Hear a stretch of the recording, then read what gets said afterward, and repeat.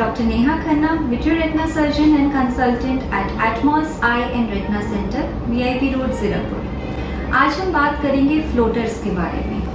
Floaters जैसे कि patients complain करते हैं, छोटे छोटे काले धब्बे जो हमें कई बार नज़र आने लगते हैं और हमें वो बॉदर करने लगते हैं। बहुत पेशेंट्स ऐसे कंप्लेन करते हैं कि हमें काली छोटी मक्खी जैसी नज़र आ रही है, या काला मच्छर नज़र आ रहा है, या छोटे छोटे बादल से नज़र आ रहे हैं जो वो इग्नोर नहीं कर पाते हैं। They are worried about their vision. इसके लिए आपने अपने डॉक्टर से कंसल्ट ज़रूर करना है।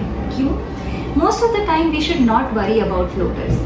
फ्लोटर्स इज अ कंडीशन जो नॉर्मली 70% पॉपुलेशन में होती है। We just need to ignore it. क्यों होते हैं floaters? Let's understand. So if we consider this as an eye structure, ये हमारी काली पुतली है जिसे हम कॉर्निया बोलते हैं।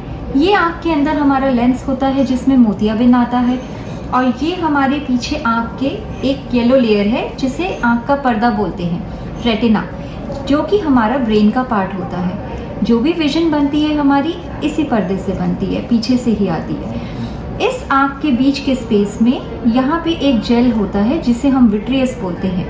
अब ये जो विट्रियस है, this is like a jail.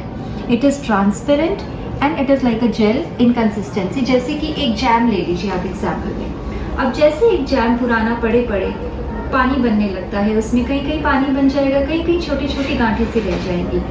So these are the short clumps which we perceive as floaters.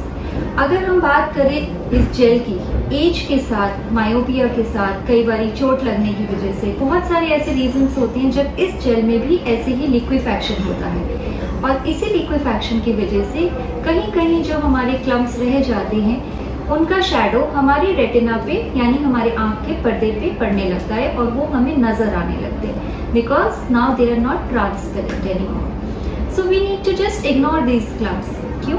जब भी ये विट्रियस हमारी आई मूवमेंट के साथ मूव करेगा और जब ये क्लम्स हमारे विजन के सामने आएंगे, हमें ये परसीव होंगे, लेकिन जब भी ये साइड में चले जाएंगे we will not perceive them and they are harmless.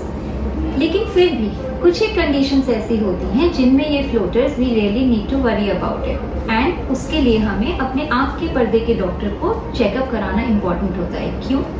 क्योंकि नंबर 1, एज रिलेटेड प्रोसेस में जब ये जेली जो है ये हमारे पर्दे से धीरे धीरे सेपरेट होती है, कई बारी ये पर्दे को खींच के फाड़ सकती है।